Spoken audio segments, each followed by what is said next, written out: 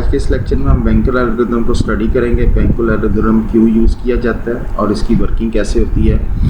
Last lecture में हमने resource allocation graph को डेडलॉक अवॉइडेंस के पॉइंट ऑफ व्यू से स्टडी किया था। डेडलॉक अवॉइडेंस जो है वो बेसिकली सिस्टम को हम जो है अवॉइड करेंगे कि वो डेडलॉक स्टेट के अंदर इंटर ना हो। So banker algorithm is one of them method or algorithm which prevent the system to enter into the deadlock state।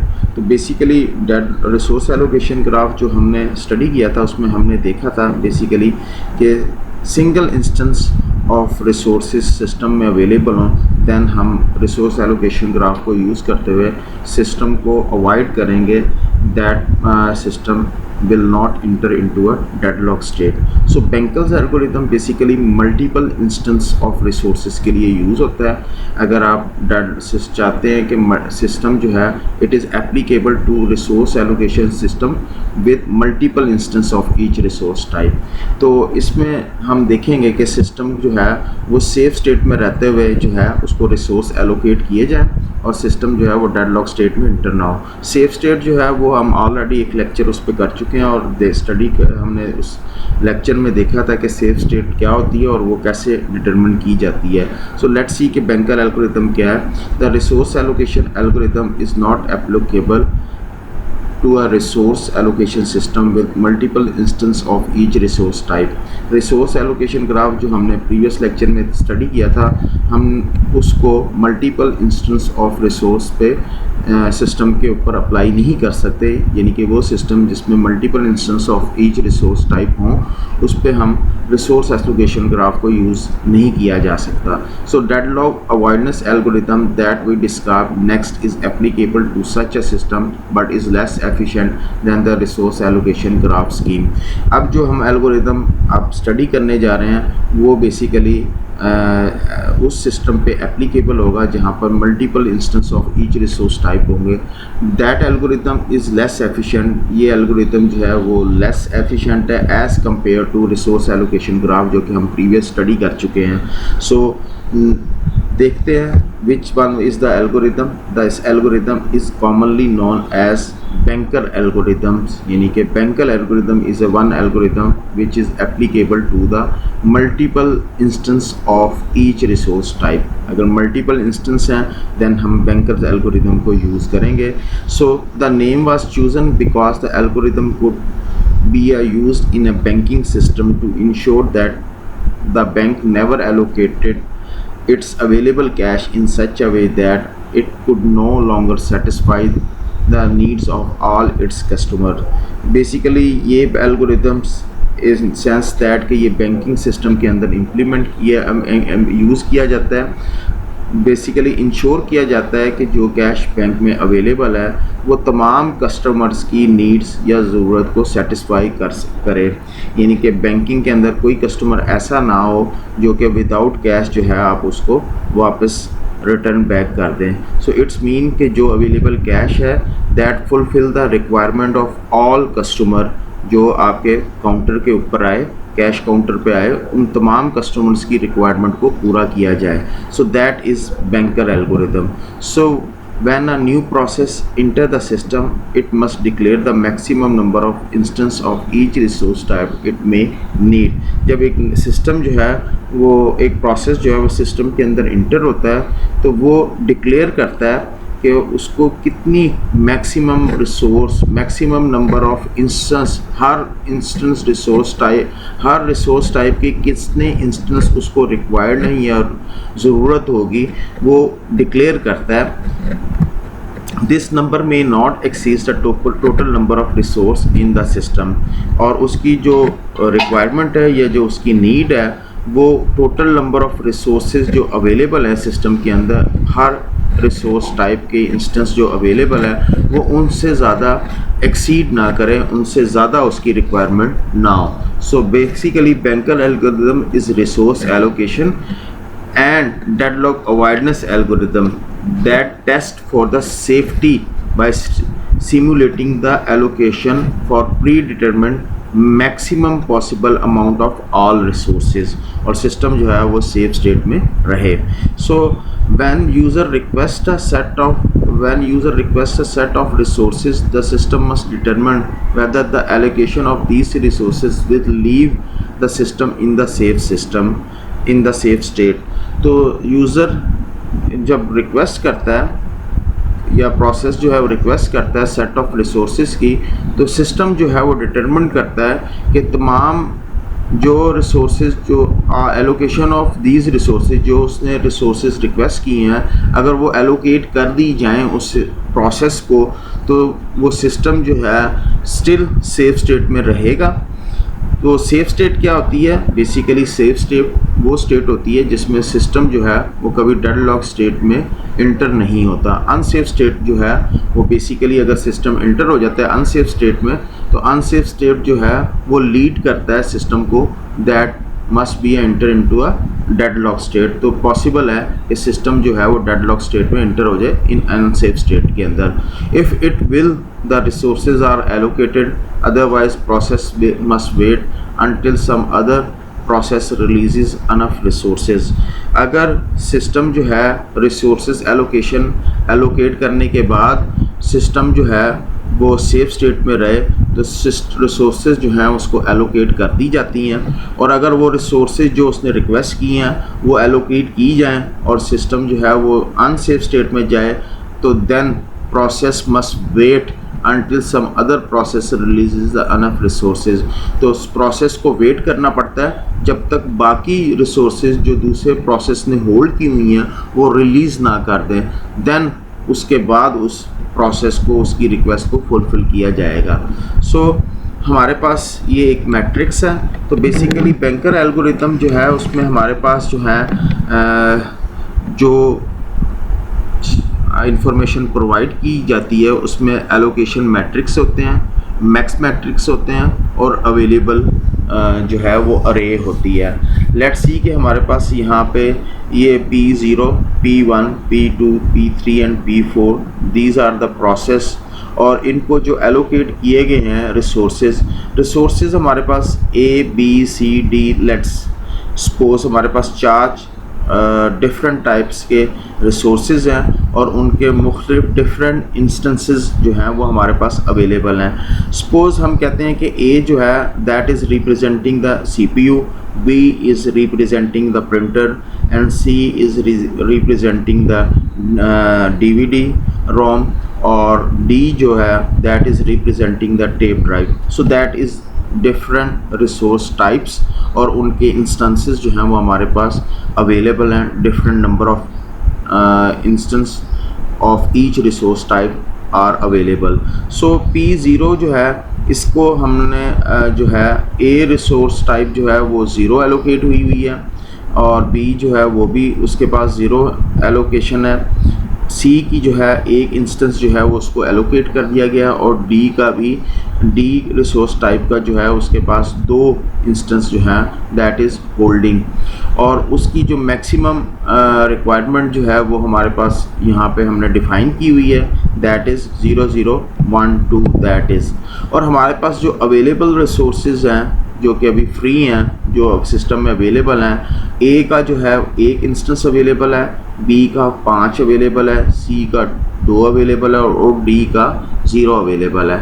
इसी तरह अगर P1 को देखा जाए प्रोसेस को, तो P1 का जो A रिसोर्स इंस्टेंस है वो करंटली होल्ड किया हुआ है, और बाकी किसी भी रिसोर्स के जो हैं इंस्टेंसेस वो उसके पास अवेलेबल नहीं है, और मैक्सिमम उसकी जो रिक्वायरमेंट है वो हमारे पास 1 7 5 और 0 जो है उसकी रिक्वायरमेंट है। इसी तरह अगर P2 को देखा जाए तो 1 3 5 4 दैट इज़ होल्डिंग या अलॉटेड रिसोर्सेज जो हैं वो P2 के पास है, और उसकी रिक्वायरमेंट जो है मज़ीद वो ये है। तो फर्स्ट ऑफ ऑल इसी तरह बाकी P3 और P4 ने भी ये रिसोर्सेज होल्ड किए हुए हैं, और उनकी रिक्वायरमेंट जो है मैक्सिमम वो ये हमारे पास अवेलेबल है। फर्स्ट स्टेप ये होता है कि हमने रिक्वायरमेंट नीड फाइंड आउट करनी होती है कि बाकी जो है कितने रिसोर्स जो है उसको रिक्वायर्ड है हर प्रोसेस को। तो उसका जो फार्मूला हमारे पास है, मैक्सिमम में से हमने एलोकेटेड या एलोकेशन जो की हुई है उसको माइनस कर देंगे तो बाकी जो उसकी नीड है वो हमारे पास जो है वो निकल आएगी। तो इसको हम फाइंड आउट करते हैं कि नीड जो है वो किस तरह हम फाइंड आउट करते हैं। सो लेट्स सी कि ये हमारे पास फार्मूला है, मैक्स में से माइनस एलोकेशन किया तो देन नीड जो है वो हमने फाइंड आउट कर ली। तो अवेलेबल रिसोर्सेज हमारे पास 1520 है। लेट्स सी कि P0 की जो है वो हमारे पास कितने मज़ीद उसको रिक्वायर्ड है। तो P के पास जो थे एलोकेटेड रिसोर्सेज जो मैक्सिमम है वो उसके पास 0012 है, उसमें से हमने माइनस एलोकेट किया 0012। इट्स मीन कि उसकी मज़ीद कोई रिसोर्सेज जो है उसको रिक्वायर्ड नहीं है। सो रिक्वायरमेंट मज़ीद जो है वो ज़ीरो है। इसी तरह नेक्स्ट जो P1 प्रोसेस है उसके पास जो मैक्सिमम उसकी रिक्वायरमेंट है 1750 है, उसमें से हमने उसको एलोकेटेड जो किए हुए हैं अलॉटेड जो है वो माइनस किया। तो उसमें से हमारे पास 1 में से 1 माइनस किया 0, तो 7 में से 0 माइनस किया तो उसकी 7 रिक्वायरमेंट निकल आई रिसोर्स बी की। और इसी तरह सी की उसकी रिक्वायरमेंट जो उसको मैक्सिमम 5 चाहिए और अभी तक अलॉटेड कोई भी नहीं है, तो इट्स मीन 5 उसकी मज़ीद नीड है। और इसी तरह उसको डी जो है वो रिक्वायर्ड नहीं है और ना ही उसको हमने कोई अलॉट किए हैं, तो ये उसकी नीड निकल आई, यानी कि 0750 जो है उसको मज़ीद नीड है, उसकी रिक्वायरमेंट है।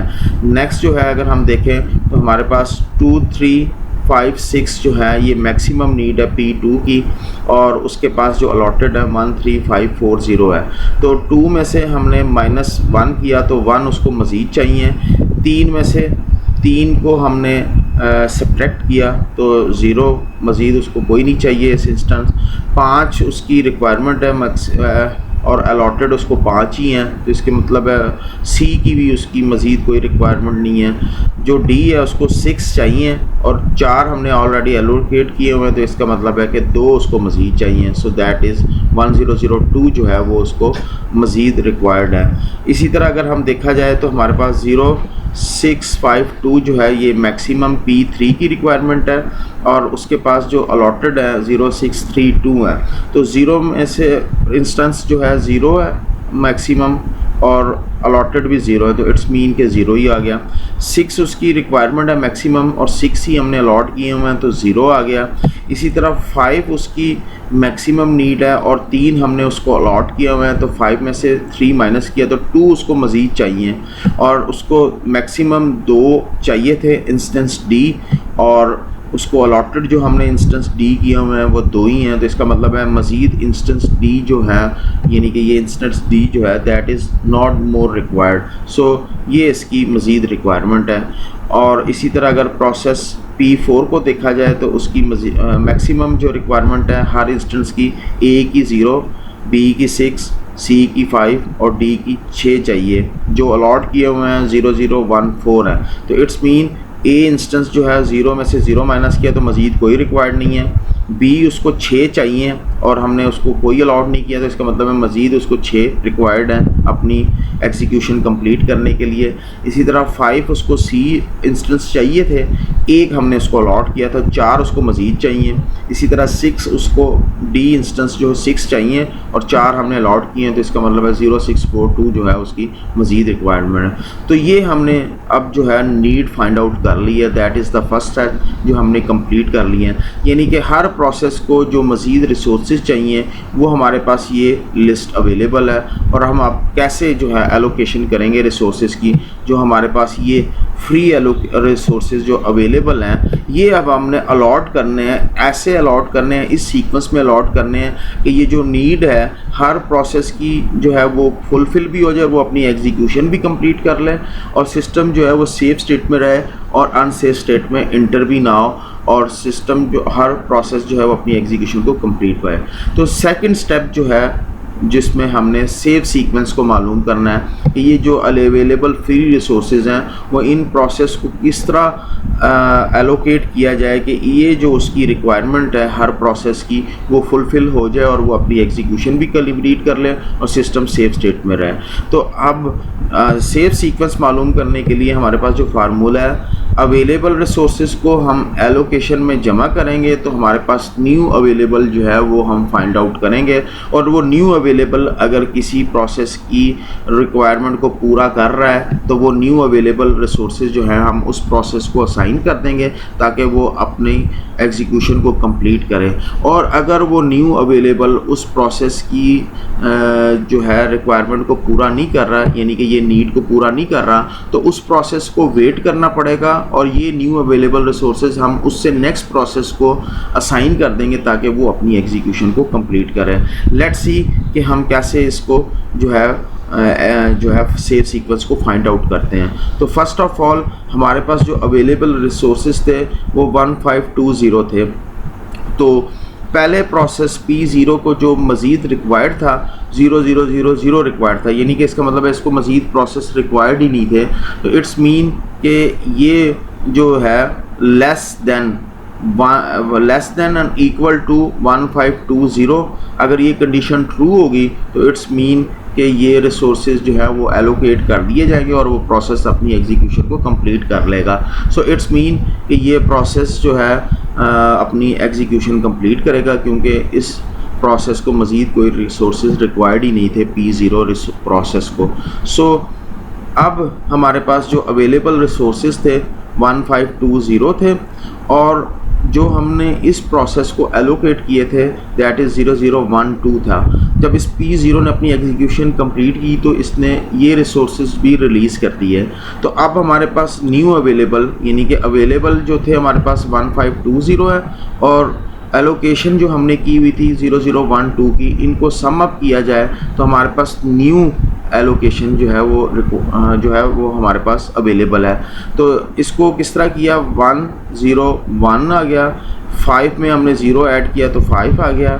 सी रिसोर्स टाइप जो है वो 2 इंस्टेंस ये थे और एक ये था, तो 2 और 1 3 हो गए, यानी कि ये हमारे पास DVD रोम जो थी वो 2 थी अवेलेबल, और एक उस प्रोसेस P0 ने अपनी एग्जीक्यूशन कंप्लीट की तो उसने DVD रोम जो है वो रिलीज़ किया। तो 1 और 2 यानी कि 3 हमारे पास जो हैं वो अवेलेबल हैं। इसी तरह 0 हमारे पास टेप ड्राइव था, बट 2 जो है वो उसने रिलीज़ किए जो ऑक्यूपाइड किए हुए थे, P0 ने होल्ड किए हुए थे। तो अब हमारे पास जो टोटल रिसोर्सेज अवेलेबल है 1532।